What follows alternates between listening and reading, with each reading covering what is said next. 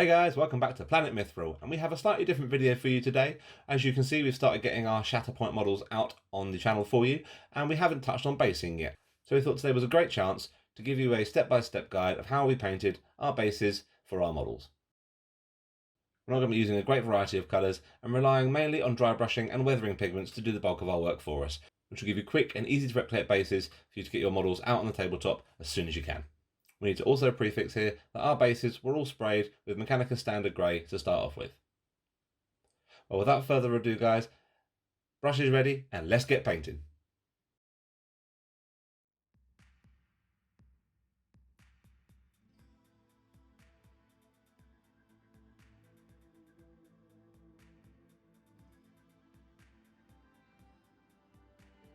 First, we're going to start off by applying a thorough coat to all the panelling on the bases with graphene grey.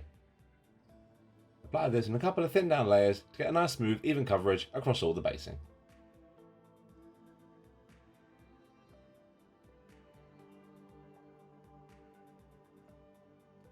Next, we layered over all the panelling now with a 2:1 ratio mix of graphene grey and Miskatonic grey. At this stage, we're focusing on leaving the recesses, all the bolt holes and scratches and grooves in the panelling still showing the graphene grey underneath. Again, apply this in a few thin down coats to maintain your nice smooth even coverage across the whole base.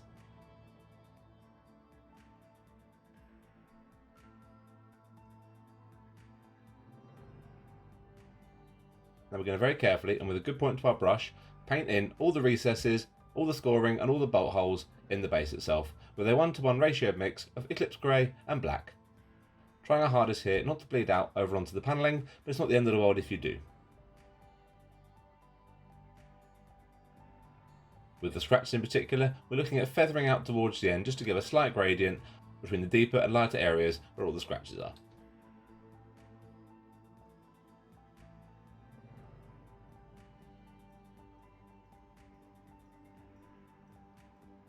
Once you're happy with this and this is thoroughly dried, we're going to start applying our base coat layers. And we're going to start with a super heavy dry brush with a 50-50 mix of graphene grey and Miskatonic grey. Applying this in multiple directions, generally in a circular motion to make sure we get nice even coverage over the whole base and no areas of panelling get left uncovered. We're going to continue increasing the concentration of Miskatonic grey in the overall mix for the next few layering dry brush stages. At each stage keeping your dry brush slightly lighter than the previous stage to give a nice progression from the darker and lighter areas of panelling. Now before we get to the final highlight dry brush stage, this is where the painstaking part comes in. Now we're going to apply an extreme edge highlight to all the edges of every single panel, every single blaster mark, every single scratch and every single hole. This will be time consuming and we want to make sure our application is tight, thin and controlled to give us the most natural look to this finished panelling when we're done. As we did with the recess shading, for the scratches, feather this more around the scratch marks and keep the edge highlight around all the deliberate recesses nice and solid, which will give a subtle yet effective contrast when it comes to the finished base.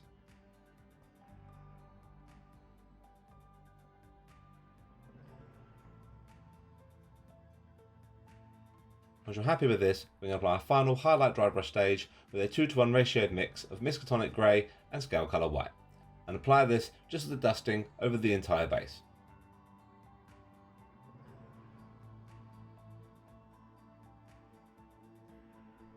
We then applied some weathering and some texture to the base using some weathering powders.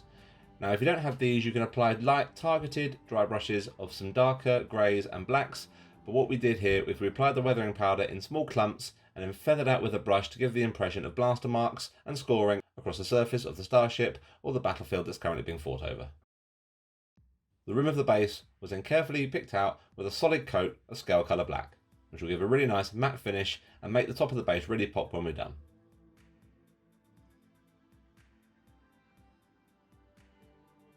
We also very carefully made sure we got the inner workings of the lip just to keep the main bit of the base separate from the topper.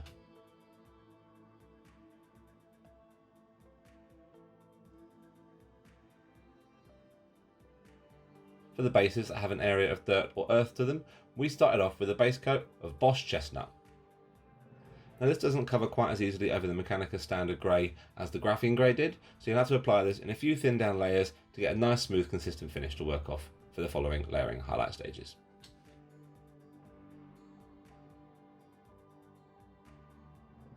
Once this was dry, we applied a very heavy dry brush all over the earth areas now with a 1:1 ratio mix of Bosch Chestnut and Black Earth Brown. This will start giving a really nice earthy texture, which we can build on for the following highlight and texture stage in a second.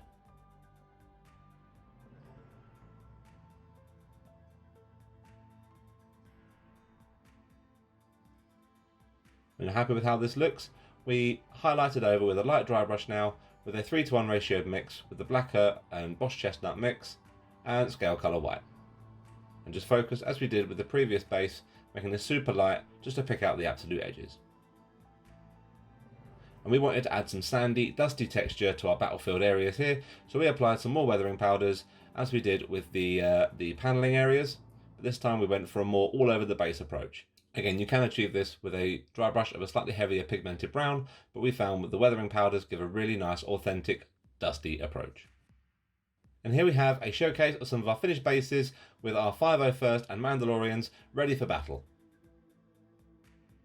This is a super quick and super easy way to give you some really striking tabletop level bases for you to get your models out and start wreaking havoc across the galaxy.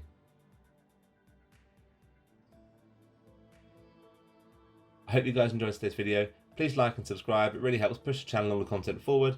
And until next time guys, again I hope you enjoyed, and as always, happy hobbying.